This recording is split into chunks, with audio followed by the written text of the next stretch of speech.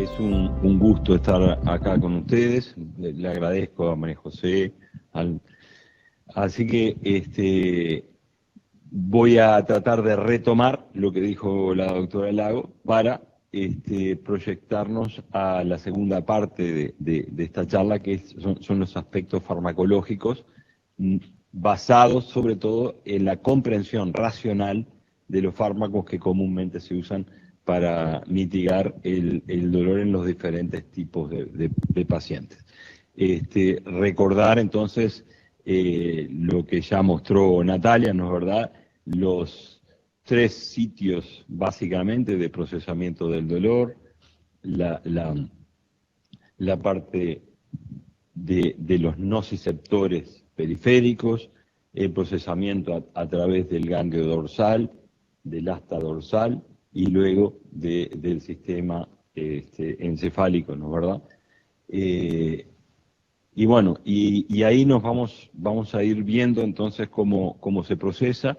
Yo, de una manera totalmente empírica, voy a empezar el relato del sistema nervioso central, porque esta es una jornada interdisciplinaria, donde obviamente por la integración del equipo, yo sé que se interesa mucho de lo que pasa a nivel del procesamiento encefálico, y así vamos a ir después volviendo al final hacia la parte periférica.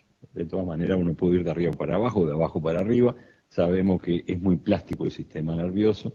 Entonces, en la próxima diapositiva, por favor, presentamos algo que fue descrito formalmente en el año 1965 en la revista Science, ¿tá? Algo que obviamente los clínicos ya lo habían percibido y lo habían interpretado antes, pero esta fue la primera teoría de integración de una observación clínica en donde se daban cuenta que a nivel del sistema nervioso central existía realmente una compuerta que podía modular en más o en menos las entradas o las señales nociceptivas viniendo de la periferia, ¿no es verdad? Y esto yo creo que es la puerta a lo que es el procesamiento a nivel del sistema nervioso central de las señales dolorosas de la periferia, ¿no es verdad? Entonces todo esto ha tenido una gran evolución, y yo creo que a partir de aquí es donde uno puede enfrentar o racionalizar lo que es el concepto de interdisciplina, en donde precisamos la consulta y la intervención de varios aspectos para completar todo esto. Algo que comienza como algo físico, que después se viene a la conciencia y dice, me duele el dedo, me duele la articulación. Después, con el pasar del tiempo, genera un componente emocional, quiere decir que a esa concientización que tuvimos le damos un tono, decir, esto me duele mucho, me duele poco, lo dejo pasar, lo bloqueo y sigo con lo que estoy haciendo, ¿no es verdad? Esto después va a tener una resolución en cuál es la decisión que yo voy a hacer con ese dolor. Lo dejo pasar y sigo haciendo lo que estoy, o me paralizo y me siento porque me duele horrible, ya no puedo estar más, tengo que ir al médico. Y obviamente si esto se cronifica, va a tener un impacto en mi inserción social, en el trabajo, en mis relacionamientos, en qué actividades voy a hacer, etc. Entonces, de alguna forma, la intervención del sistema nervioso central y de las vías de integración y procesamiento de las señales nociceptivas del exterior nos van a dar todo esto, ¿no es verdad? Y esto yo creo que hace el fondo de la interdisciplina. Tiene una enorme complejidad porque lo que tenemos acá adentro, ¿no? La masa encefálica, es lo más complejo que hay en la naturaleza como estructura celular, digamos, y de procesamiento de la información, y comprendemos muy poco. Sabemos lo que es el fenotipo, casi que lo trabajamos como una caja negra, ¿no es verdad? Sumado a la dificultad de que los modelos animales que tienen un cerebrito chiquito así, no representan la complejidad del sistema nervioso humano. Y por tanto, de aquí para acá, esto es prácticamente imposible de reproducir en un modelo animal. Y es propiamente, digamos, la práctica clínica, la experimentación en humanos, lo que se puede hacer dentro de del marco ético, es donde lo que nos limita el conocimiento, ¿no es verdad?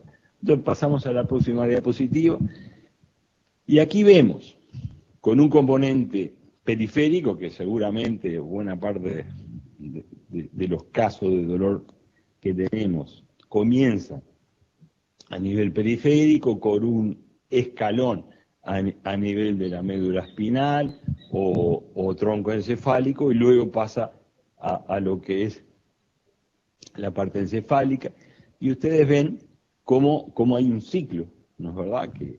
En donde, obviamente que ya se refirió Natalia a lo que es la sensibilización central, ¿no es verdad?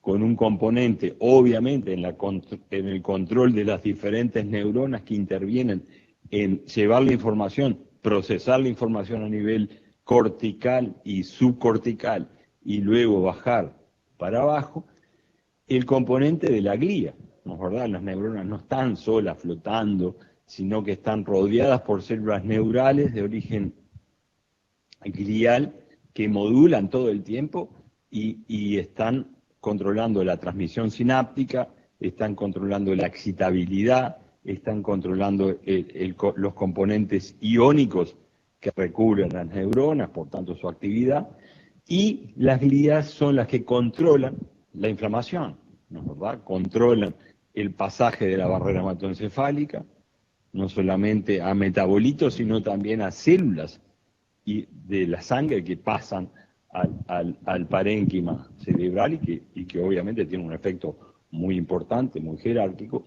y después se producen los cambios en los campos que llamamos nociceptivos, es decir, y esto es obviamente a través del tiempo van cambiando los campos nociceptivos, y ya Natalia se refirió a esto. Y luego tenemos esto que a mí me interesa particularmente, es qué es lo que pasa a nivel de la corteza, de las áreas más plásticas, y qué es lo que nos dicen las especialidades médicas que estudian la corteza. Por ejemplo, la imagenología funcional nos muestra que hay cambios brutales a nivel del metabolismo, del flujo sanguíneo, del consumo de glucosa, ¿no es verdad? Medimos la actividad cortical y subcortical a través de eso y nos damos cuenta que hay áreas que se prenden fuego, que son las áreas de integración y de recepción primaria. Recuerdan el escalón talámico, luego las áreas sensorimotoras. Ahora vamos a repasar la intervención de la corteza, pero al mismo tiempo hay zonas inhibidas, porque claramente las áreas corticales se van activando e inhibiendo como forma de la plasticidad y de la adaptación que tenemos al estímulo periférico, en este caso, que nos hace sentir dolor. Bueno, y luego tenemos todo este procesador que en diferentes momentos, que en diferentes tiempos y que de una manera progresiva va generando conductas, va generando una adaptación. No solamente es a través de una salida de células nerviosas, ya sea en las emociones, ya sea en la respuesta motora, la depresión, la ansiedad, ¿no es verdad? La conducta motora que tenemos, o antiantálgica que tenemos, sino también, eso no está puesto acá, la parte neuroendocrina, porque todo esto está conectado al sistema de salida simpático, y obviamente que hay una coordinación con el eje adrenal, ¿no es verdad? Hipófiso adrenal, con la correspondiente salida del estrés a través del cortisol, a través de la adrenalina, y una cantidad de cambios más que hay, porque en realidad son respuestas sistémicas que van generando mucho tipo de respuestas. Y obviamente el resultado final es esto, ¿no es verdad? Normalmente el movimiento se restringe, hay movilidad, hay una tendencia a la pasividad, el tejido conectivo va cambiando, ¿no es verdad? Por eso es tan importante la rehabilitación motora, etcétera, etcétera, que ustedes conocen bien. Y obviamente se genera un estado de inflamación sistémica, ¿no? Y con cambios en la hematopoiesis, ¿no? Con cambios en la fórmula sanguínea que son sutiles, pero que hacen que el sistema inmune luego vuelva a través de lo que ocurre en la periferia y a nivel central a generar un retorno, un feedback, que decimos, que puede empeorar o mejorar la situación. Próxima diapositiva. Bueno, entonces, ¿qué tenemos a nivel central? Tenemos vías ascendentes, ¿no es verdad?, que indican al sistema nervioso, a la parte encefálica, ¿no es verdad?, de que hay señales de dolor nociceptivas que van llegando a través de la neurona, de la primera neurona sensorial en la médula espinal. El tálamo como gran región de integración a través de varios núcleos, y luego el tálamo que va proyectando hacia diferentes áreas sensoriomotoras, ¿no es verdad?, a esta área muy importante, que es el área cingulada anterior, que está en la parte medial de cada corteza, arriba del cuerpo calloso, y que ella es la gran distributora de la información, ¿no es verdad?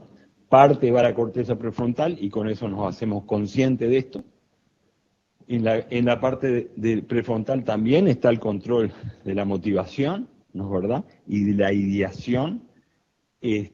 Por tanto, también nos controla lo que llamamos la depresión y ansiedad, y a partir de ahí empieza todo el involucramiento descendente de las áreas subcorticales, el sistema límbico, con la amígdala, el hipocampo, y bueno, y a partir de ahí se generan señales descendentes que de alguna manera tienen la capacidad, estas son las señales descendentes, que tienen la capacidad, entonces, de controlar la entrada del dolor.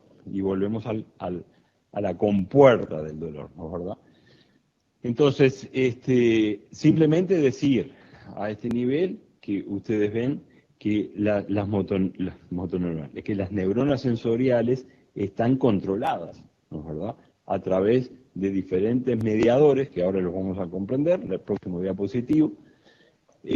Aquí está como desglosado las diferentes, es lo mismo que el anterior, pero desglosado en diferentes capítulos, ¿no es verdad? Es simplemente la llegada y cómo esto afecta al área sensoriomotora, con un bajo componente en la concientización, en la presencia de esto. En determinado momento esto se extiende y llega a la parte prefrontal con un componente muy importante de la amígdala, ¿no? En la amígdala, recuerden ustedes que es un núcleo muy complejo, y que está integrado por varios subnúcleos que contienen patrones comportamentales ya definidos instintivamente, ¿no es verdad?, y que al irse activando nos van dando diferentes patrones de respuesta al estímulo, que en este caso sería el dolor, ¿no es verdad? Pero también se activa el núcleo accumbens. El núcleo accumbens, accionado por la corteza cingulada anterior, ¿no es verdad?, es el principal núcleo que modula, ¿no es verdad?, las áreas descendientes, que normalmente son antinociceptivas.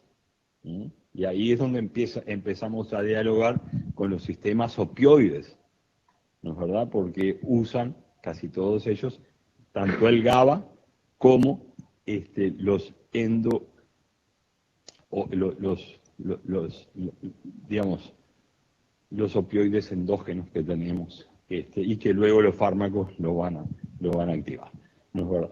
Bueno, así que esto espero que les resulte claro, son vías muy complejas, esto es una sobresimplificación, pero hay estudios muy importantes que de alguna forma, lo que dijo Natalia Lago, de que las diferentes personas tienen diferente sensibilidad al dolor, partes en la periferia, ella mencionó los síndromes extremos, ¿no, verdad?, de insensibilidad total, pero buena parte también está acá.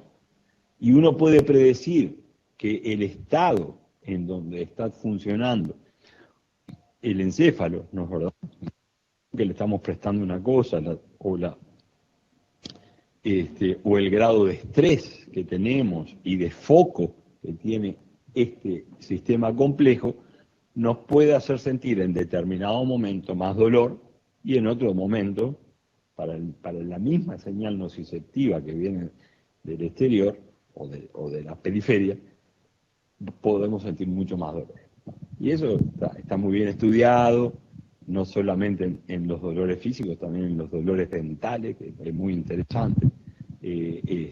Todo eso, cómo se modula esa compuerta, ¿no? Y cómo esto puede tener un biorritmo, porque también el sistema nervioso está sujeto a biorritmos, ¿no? Ritmo circadiano.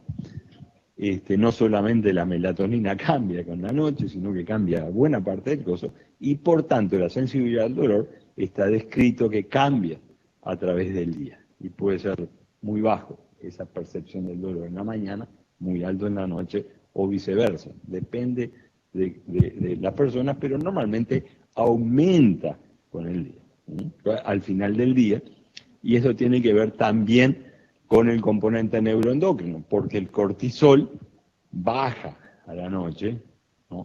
Y entonces es como que la compuerta del dolor disminuye. Vamos a seguir próximo. Perdón. Bueno, y aquí tenemos algo que también Natalia habló, pero ¿cuáles son entonces los mecanismos intrínsecos a nivel neuronal que nosotros estamos ahora usando para explicar toda la plasticidad que va ocurriendo en un sistema nervioso central luego de que nos exponemos a una señal nociceptiva en la periferia, teórica, ¿no es verdad? Entonces, acá tenemos cambios a nivel de las sinapsis, o sea, la poda sináptica. La poda sináptica se hace normalmente, y tenemos así como el ejemplo clásico, a través del accionar de las microglías. Como dijo Natalia, las microglías son los macrófagos cerebrales, hay un 10-12% de todas las células que tenemos dentro de la cabeza que son microglías, y no son más que células que vienen, son macrófagos de la periferia que pasaron en el neurodesarrollo, pasaron al sistema nervioso, se especializaron entonces en seguir siendo macrófagos, ¿sí?, y en controlar la actividad neuronal de manera muy, muy jerárquica, pero una de las funciones que tienen es que pueden cortar sinapsis, pueden comer sinapsis, ¿no, verdad? Entonces, una estrategia que usa el sistema nervioso cuando tiene una señal muy importante de tipo sensorial es decir, oh, voy a cortar sinapsis para que el estímulo lo pueda ir bajando o subiendo en el caso de una hipersensibilización. Pero también está la sinaptogénesis, ¿no? Hay factores tróficos y hay una cantidad de mediadores, incluyendo un neurotransmisor como el glutamato, o las metialoproteasas, que simplemente al ser proteasas comen un poquito lo que hay para que se vuelva a generar una plasticidad neuronal, y ahora hay sinapsis de nuevo, o sea que hay una poda sináptica, pero también hay una reinervación para que el sistema nervioso se pueda adaptar a lo que es ese estímulo sensorial que ahora aparece de un día para otro y que tenemos que adaptarnos a convivir con eso en la medida que ese dolor sea más o menos crónico. En algunos casos extremos hay muerte neuronal.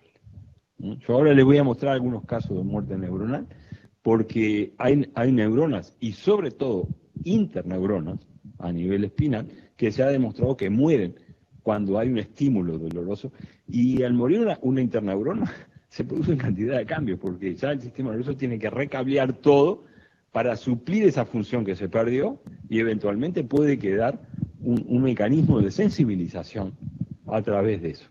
Eso está muy poco estudiado, ¿no?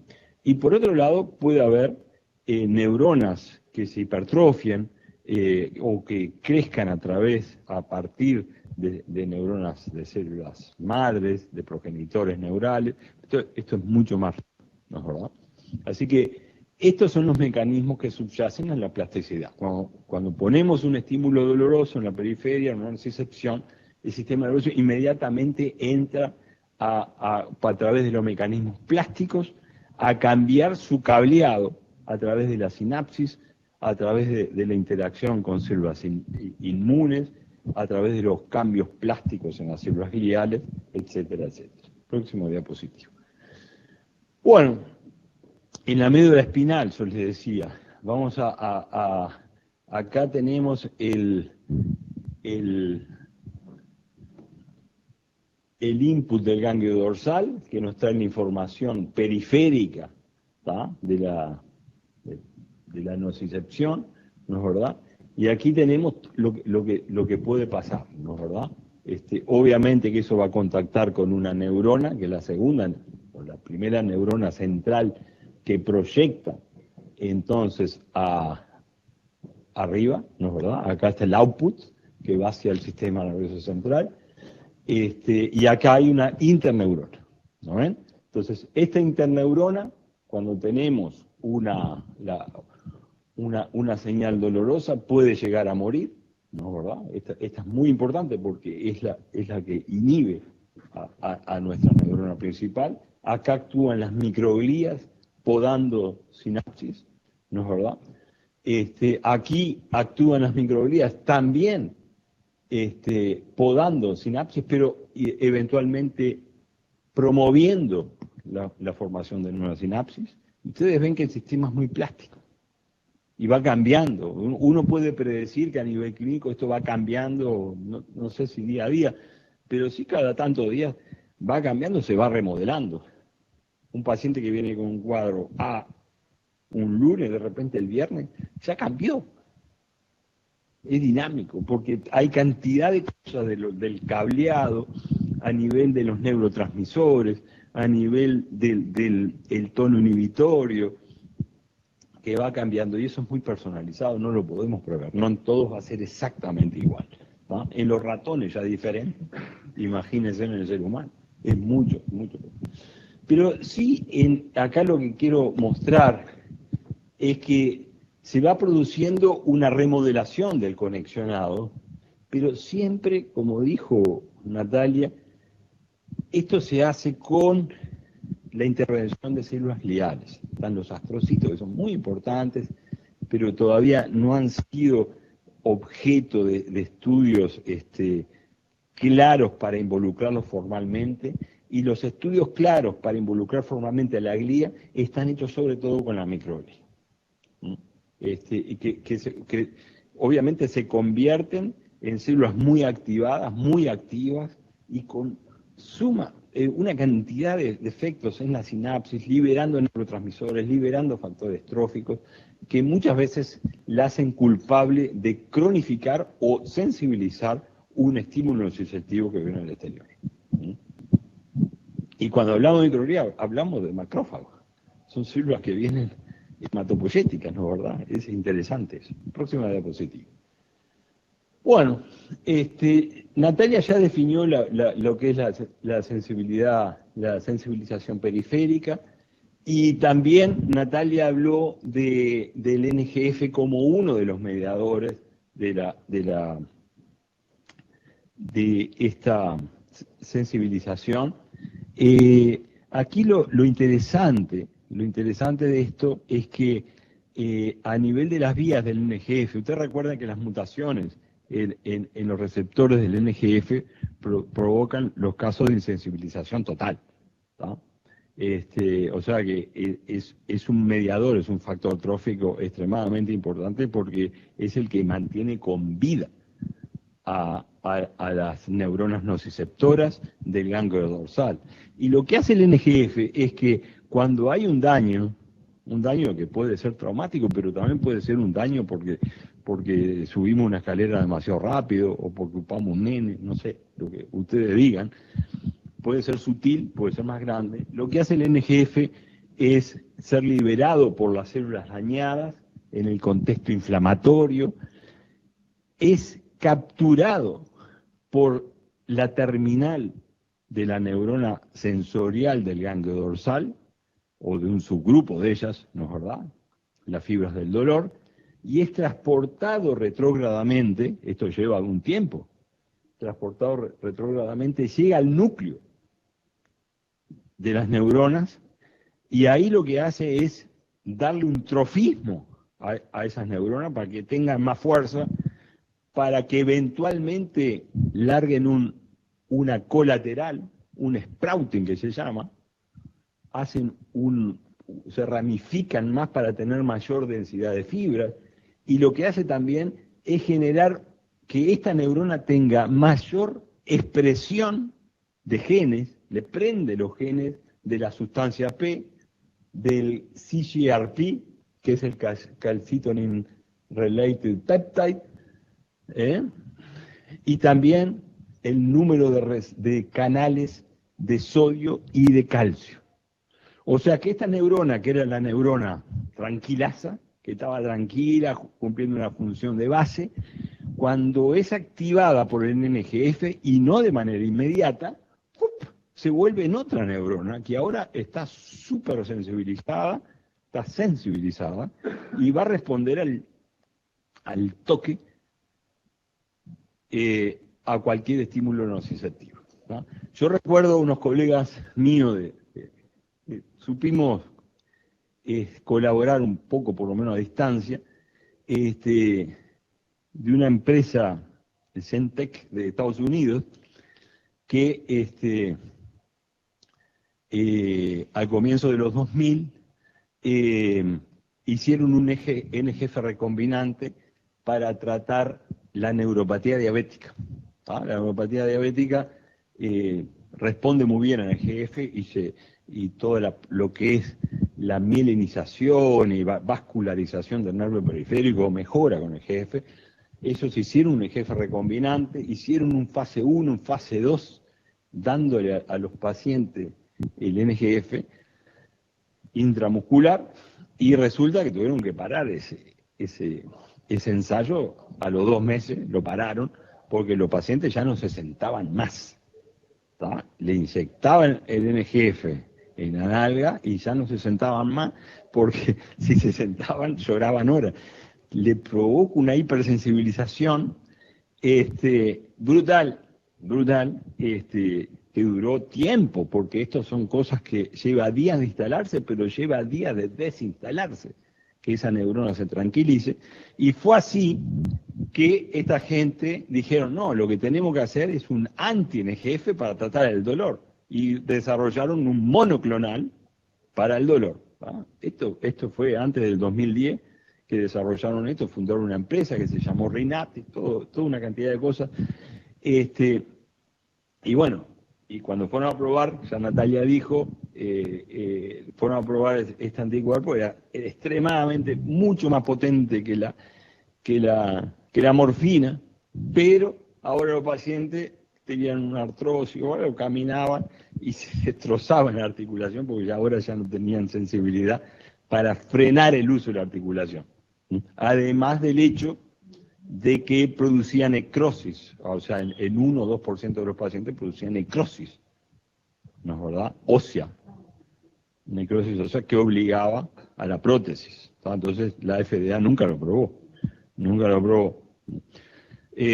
Pero cuando cortaron esto, hubo manifestaciones frente a la FDA, porque había pacientes que le caía bien y habían pasado a otra vida, ¿no es verdad? sobre todo los pacientes con cistitis intersticial, que le calmaba en un abrir y cerrar de ojos, le calmaba totalmente esa cistitis crónica, no infecciosa.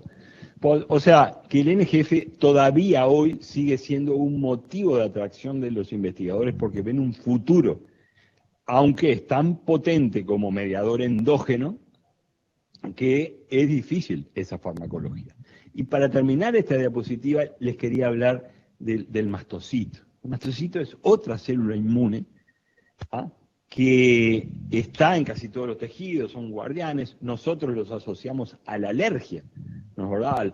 Al rayo alérgico, ¿no es verdad? A la liberación masiva de histamina, a un componente obviamente mediado por la inmunoglobulina E, cuando tenemos una alergia alimentaria, una alergia,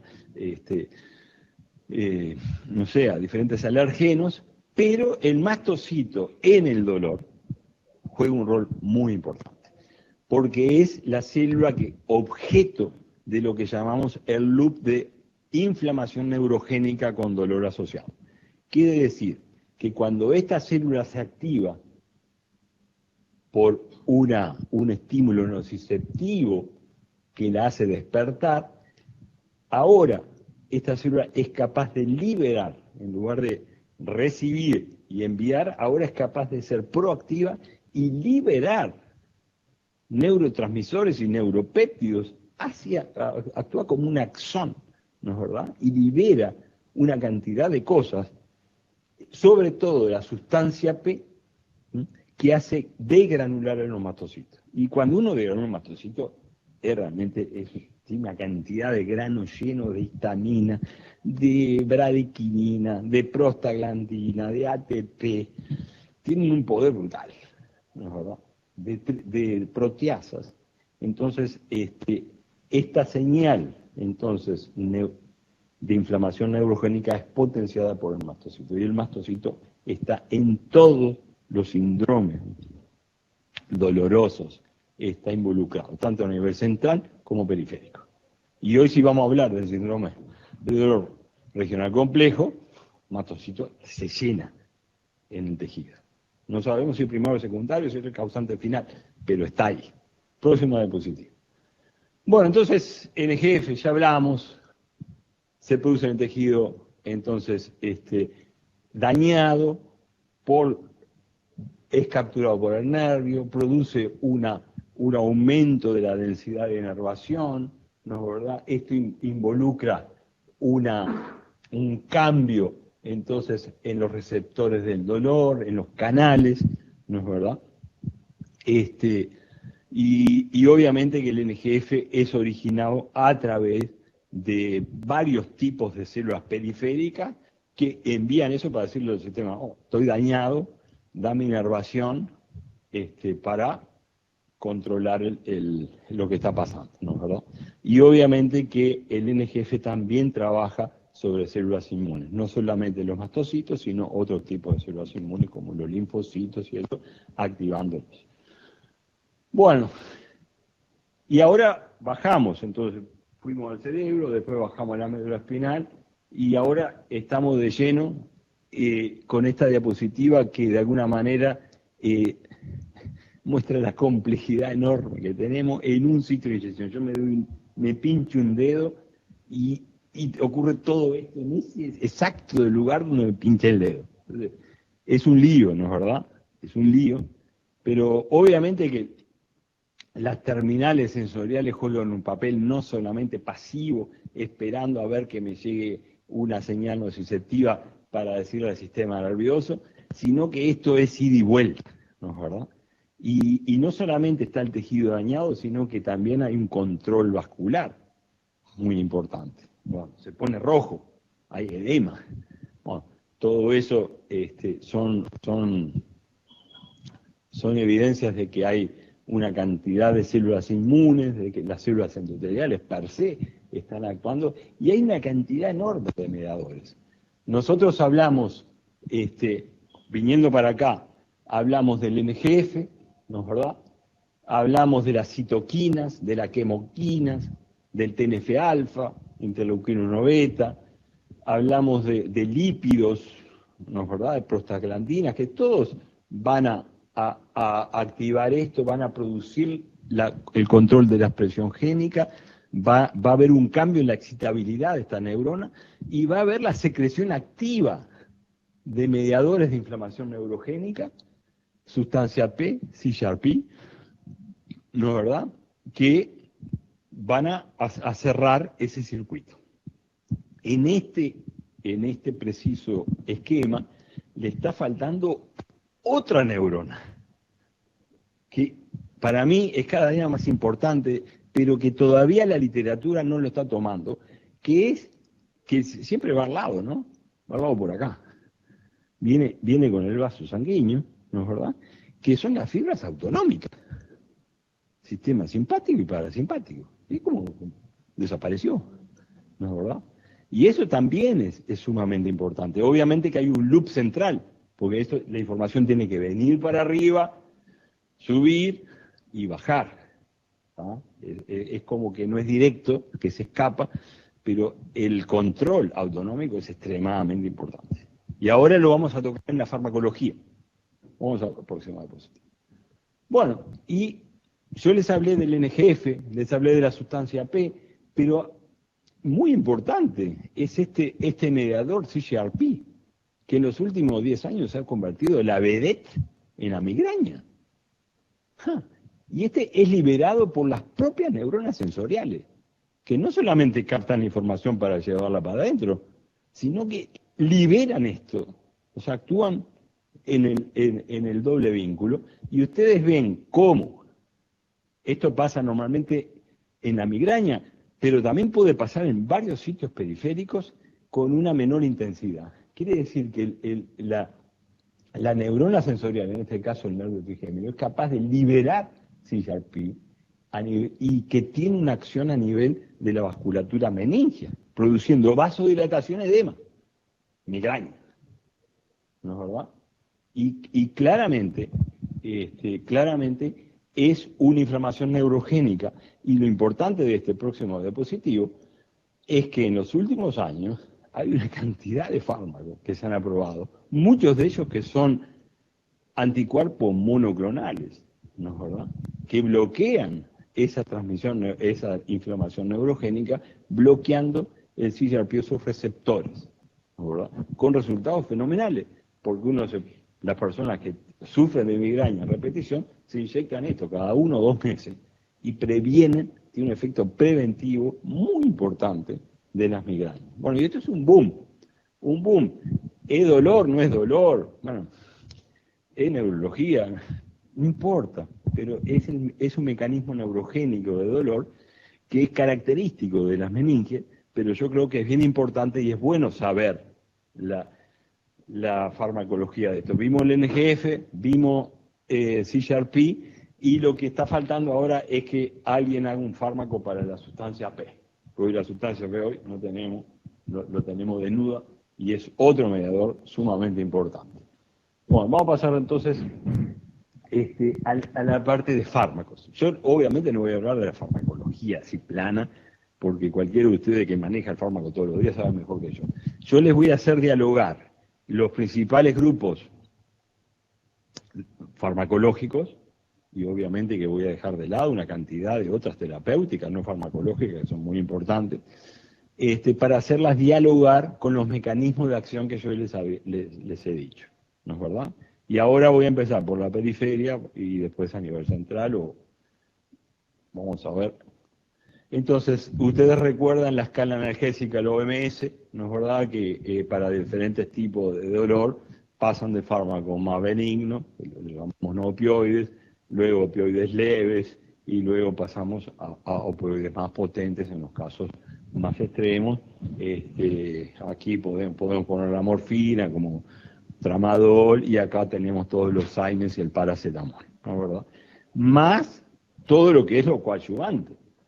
Porque acá en este esquema aparece lo coadyuvante como una línea, pero sabemos que en la vida real lo coadyuvante es muy grande, porque hay una cantidad de cosas que el médico va a ir a buscar, ya sea de fármacos coadyuvantes como de otros tratamientos coadyuvantes que van a ser a la terapéutica, ¿no es verdad?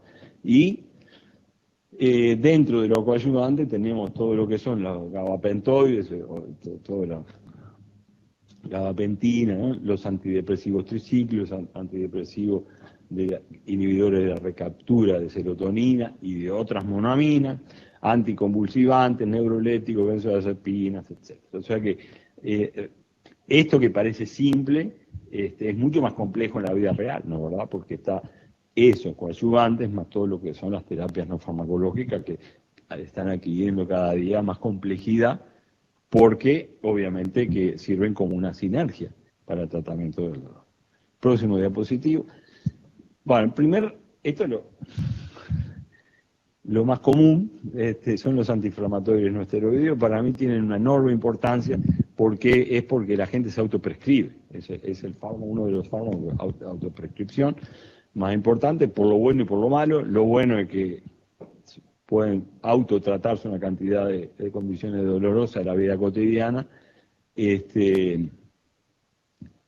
Más o menos la gente se automaneja con esto, tienen pauta, tienen dosis. Bueno, hay una cultura general dentro de la población con respecto a los AINES. Y obviamente lo malo es que se trabaja en dosis muy cercanas a una toxicidad, sobre todo en tratamientos crónicos, y entonces para comprender esto hay que ver que los AINES son inhibidores de una familia de enzimas que son la ciclooxigenasa, la COX. En los años 2000 se pone en evidencia por las empresas farmacéuticas de que había, o de que hay, ¿no?, más de una COX, hay 1 y 2, que la COX-1 es constitutiva, está en todos lados y cumple funciones muy importantes desde el punto de vista fisiológico, ¿no es verdad? Ya sea a nivel del sistema nervioso central como periférico, mientras que la COX-2 es la que se induce, o sea, se forma cuando hay una inflamación periférica o central, y entonces las farmacéuticas fueron a diseñar fármacos específicos para la COX-2 que teóricamente no tenían los efectos adversos sobre la agregación plaquetaria, sobre la coagulación, algunos efectos centrales, ¿no es verdad? Algunos efectos renales que son muy deleterios, sobre todo en niños, ¿no es verdad? Y algunos efectos a nivel cardiovasculares, ¿no es verdad? Entonces, esos son los peligros que tenemos, porque obviamente esta familia de prostaglandinas y tromboxanos que se producen son muy importantes en la fisiología en general, y durante años pensamos que los fármacos que consideramos como Coxib, es un fármaco, inhiben solo esto, mientras que los otros, que eran no específicos, inhibían este y este. Y bueno, a través de los ensayos clínicos y de la vigilancia después de la comercialización, se descubre que estos inhibidores específicos de COX-2 en realidad no son muy eficientes para el tratamiento de muchas formas de dolor, porque la COX-1 también contribuye a formar prostaglandina. Obviamente tienen un perfil de seguridad un poquito mejor, tampoco lo ideal, pero bueno, es como un capítulo que se cerró porque primero se creó una gran expectativa de que se iba a resolver la parte de los antiinflamatorios periféricos y el tratamiento del dolor, obviamente el tratamiento de la inflamación, el tratamiento de la fiebre, pero bueno, hoy por hoy se manejan, hay que saberlos manejar y hay que ver cuál es la aceptación del paciente y la eficacia antiinflamatoria y analgésica que tiene. Pasamos entonces a otro grupo, acetaminofeno, paracetamol. Este es un fármaco bastante enigmático, los investigadores no saben bien cómo funciona. Esto, se sabe que funciona, tienen un perfil de seguridad mejor, sobre todo gastrointestinal, sangrado, sobre todo renal, pero tiene el problema de la hepatotoxicidad, ¿no es verdad? Dosis grandes. Hay pacientes que llegan a tomar decenas de cápsulas de paracetamol por día porque tienen un dolor intratable y se automedican.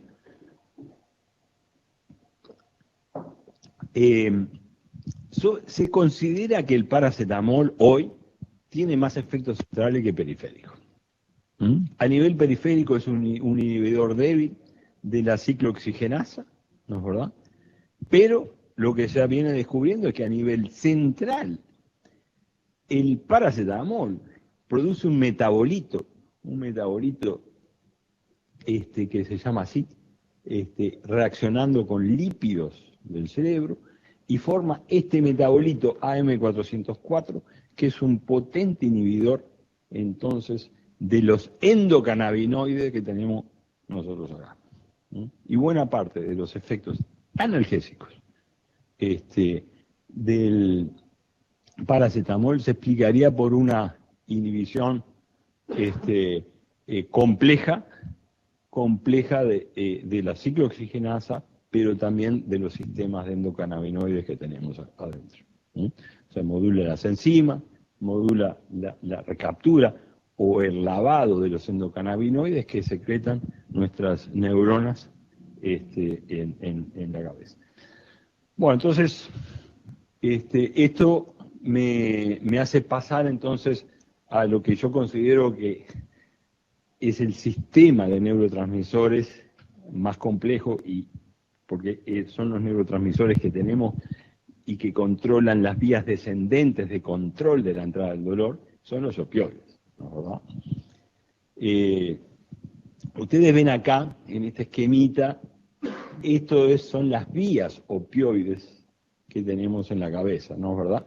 Y normalmente son péptidos, endorfina, dinorfina, encefalina y la nociceptina.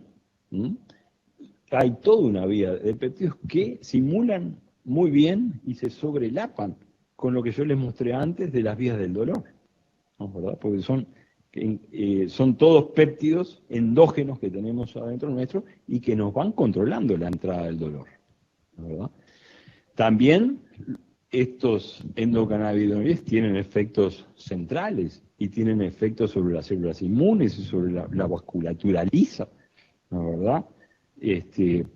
Obviamente tienen un efecto en el músculo liso, a nivel digestivo, modula la liberación de sustancias inflamatorias en las células inmunes, ¿no es verdad?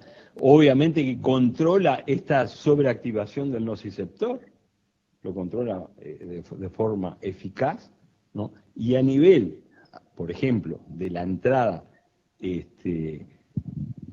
en el cuerno dorsal de la médula espinal, ustedes ven cómo acá tenemos las dos vías que vienen de arriba, ¿no es verdad?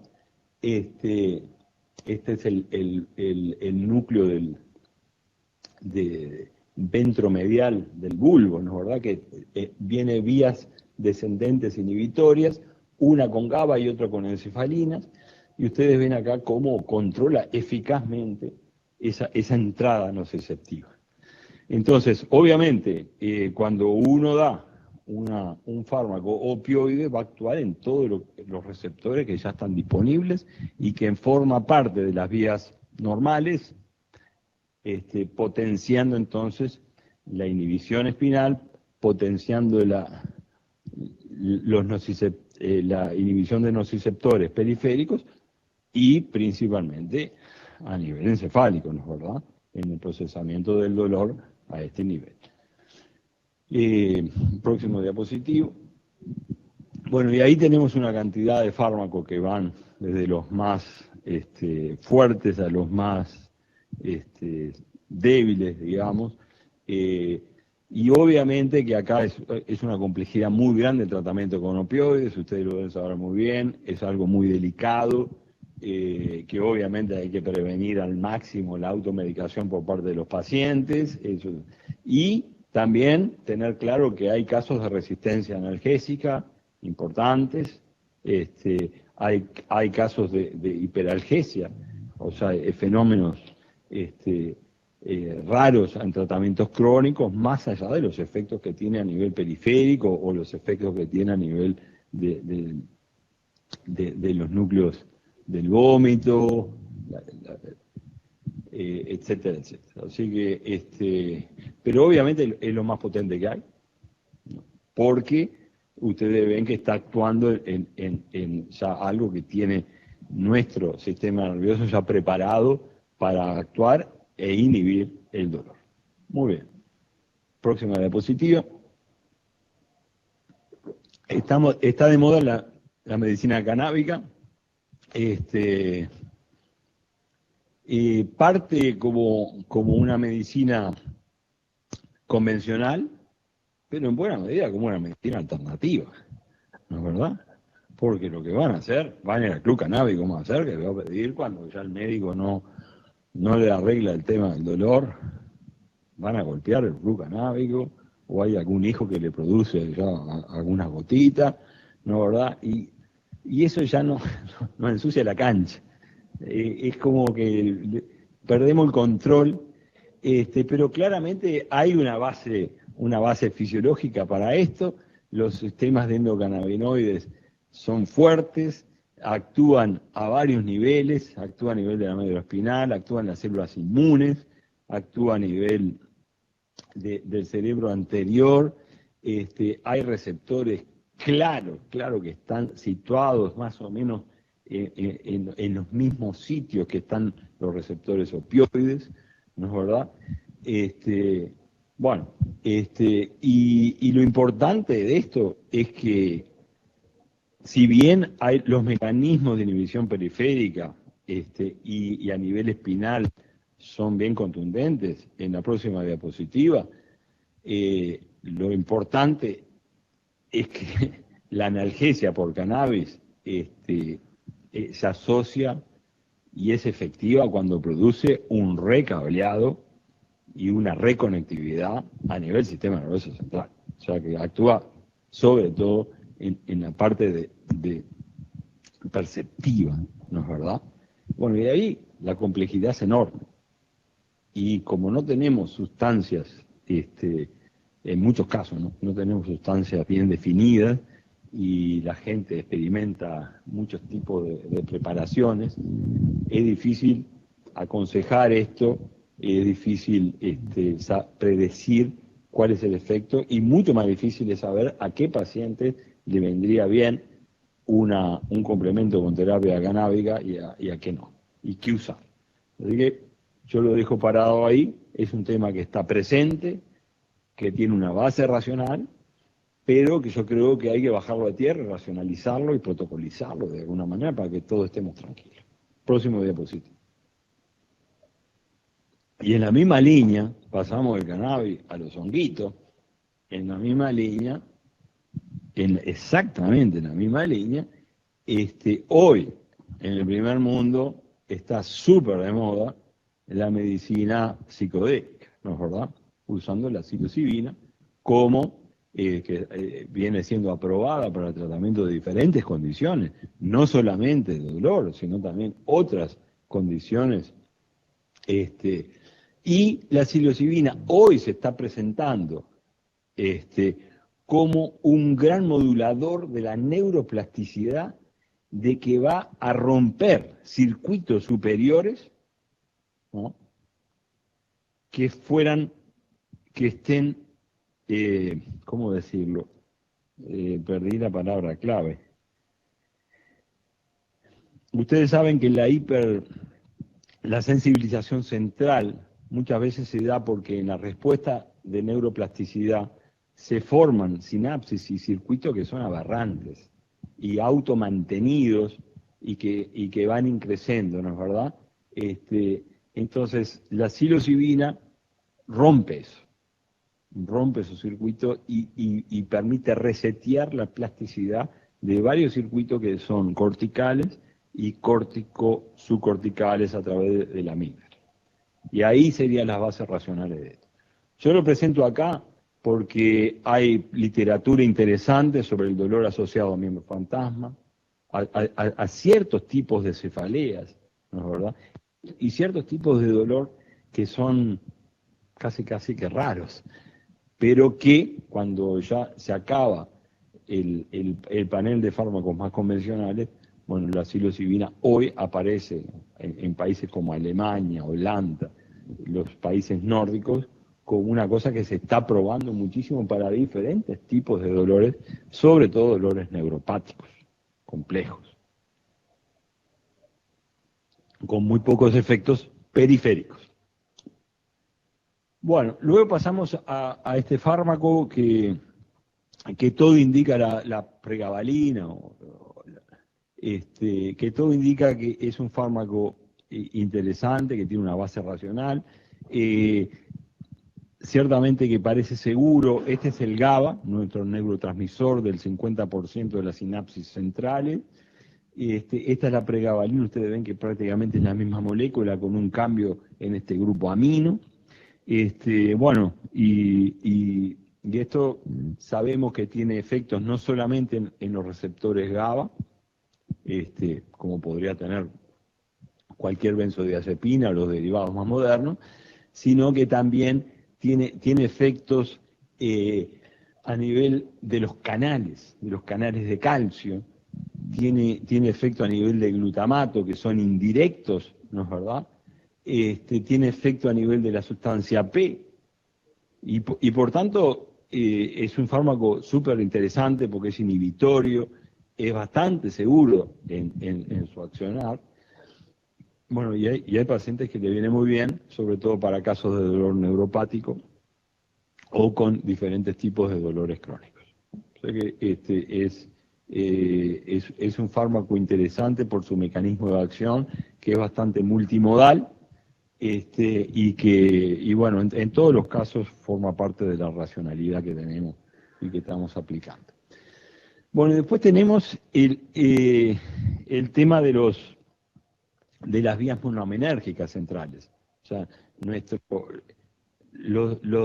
el director de orquesta de nuestro cerebro, básicamente, son las monoaminas, ¿no es verdad? Serotonina, noradrenalina, dopamina, son los grandes directores que tenemos de orquesta. Y bueno, y la farmacología ha desarrollado una cantidad de fármacos para el tratamiento de esto. Son los antidepresivos tricíclicos, que son los más antiguos, y que luego fueron suplantados o mejorados con los inhibidores de la recaptura de serotonina, de noradrenalina. Bueno, y como ustedes ven acá, casi todos ellos, conjuntamente con otros inhibidores, digamos, como el valproato, se llaman inhibidores del humor, ¿no es verdad? Tienen como un efecto principal, no es el único, pero sí un efecto principal que dialoga con la vía del dolor, la activación de esta vía descendente, que es alternativa a la vía del núcleo ventromedial del bulbo, es alternativa, esa está mediada sobre todo por GABA y por opioides, sino que esta es la inhibición a través del locus ceruleus de la entrada sensorial a nivel de la médula espinal, y mediado por receptores alfa-2 adrenérgicos, ¿no es verdad? Entonces, esta vía es una vía que tenemos diseñada para que durante el estrés y una condición de vida o muerte, ¿no?, de escape o lucha, nos saque el dolor de una, porque no podemos distraernos con el dolor mientras estamos tratando de salvar la vida. Estamos en una condición de alarma total. Entonces, esta vía es efectiva, ¿no es verdad? Funciona por pulsos, no puede funcionar crónicamente, pero lo que sí se sabe es que el uso de antidepresivos, del valproato, incluso la gabapentina, está actuando por esta vía y está aumentando el tonito. O sea, es un fármaco claramente coadyuvante, pues no es el fármaco principal, pero al mejorar el tono adrenérgico, importa, ¿no es verdad? También hay muchas técnicas de respiración, hay técnicas de meditación, la exposición al frío, la exposición al calor, todo eso modula esto y hace lo mismo que un fármaco de este tipo, pero bueno, es una vía que yo no he mencionado todavía y que me parece muy importante en lo cotidiano. Próximo diapositivo. Estos son estudios específicos de cómo la activación entonces de esta vía y la salida a través del sistema autónomo reduce entonces la transmisión del dolor, cómo modula la liberación de glutamato, de sustancia P, y cómo induce la hiperpolarización de las neuronas ascendentes de la médula. Entonces, claramente esto es algo que está estudiado, que funciona en el dolor agudo, lo que yo les decía, cuando tenemos un estrés agudo, pero de manera coadyuvante y menos importante, pero no menos efectiva, actúa también en casos de dolor neuropático. ¿No? Y todas estas vías centrales dopaminérgicas, noradrenérgicas, son importantes en el control del sistema inmune también, ¿no es verdad?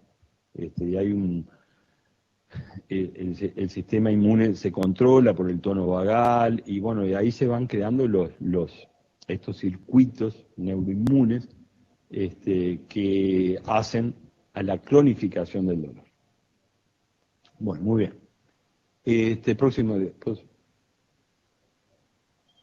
Y ahora, esta es mi última slide. Ya está. Se liberan, están cansados. Esta es mi última slide. Y bueno, simplemente quería hacer como levantar un centro a lo que viene después, ¿no es verdad? Y presentar todo esto que vimos de la inflamación neurogénica por el componente periférico, pero con un involucramiento activo de las fibras nociceptoras que vienen del ganglio dorsal, ¿no es verdad? Todo esto que vimos nosotros del diálogo entre una célula que está dañada en la periferia, puede ser un queratinocito, pero también puede ser una célula osteoblástica, puede ser un fibroblasto, ¿no es verdad? Y cómo acá tenemos entonces un diálogo que se establece a través de factores tróficos, de citoquinas, de células inflamatorias, de los mastocitos, ¿no es verdad? Y aquí aparece clave la fibra simpática. Este colega a quien le robé este esquema se acordó de la fibra simpática a nivel periférico y cómo acá hay una modulación que en este caso, fíjense, es positiva, aumentando la interleuquina 6, es un mediador inflamatorio importante. Entonces, cómo las fibras simpáticas a nivel periférico, actuando con la noradrenalina, igual que en la médula espinal, pero en la médula espinal la noradrenalina tiene un efecto, y acá podría tener otro, ¿no es verdad? A través de otro receptor, que es el beta 1. Bueno, así que tenemos acá este síndrome, que es quizás el más paradigmático de todo esto, porque muestra la mayor complejidad, tiene un componente central, un componente en la médula espinal, un componente periférico, involucra claramente la remodelación progresiva de la sinapsis, tiene un triggering, tiene un desencadenante que fue maltratado de alguna manera, que no lo pudimos prevenir, ¿no es verdad? En la reunión que tuvimos decíamos, lo importante es prevenir que esto ocurra y no salir a tratarlo después que está activado, que ya es una cosa complicada. Bueno, y el manejo del dolor temprano es muy importante para que esto no se establezca, porque es un síndrome que aparece como una remodelación del sistema nervioso central y periférico a ese primo estímulo que es el del dolor. Por eso es que yo hablo de inflamación postraumática. Tenemos el concepto del estrés postraumático, ¿no es verdad? Y una respuesta dinámica del cerebro a un trauma psicológico, pero acá también puede ser un subtipo de inflamación postraumática con una disautonomía, porque tiene un involucramiento del sistema nervioso autónomo con trastornos sensoriales, motores, acumulación de mastocitos. Yo le he hablado de mastocitos, se acumulan brutalmente. Ustedes no se pueden imaginar lo que es la histología de esto. Y hay una respuesta inmune sistémica alterada. O sea que estamos hablando de un síndrome sistémico que no solamente afecta a un miembro o parte de un miembro, sino afecta mucho más, ¿no? Y obviamente que hay hasta autoanticuerpos, ¿no? Hay una cantidad de efectores y de mediadores que facilitan entonces que esto se establezca de manera crónica y de manera muy agresiva. Incluso hay descritos autoanticuerpos por la cronicidad de todo esto. Bueno, yo les agradezco mucho y quedo dispuesto a preguntar.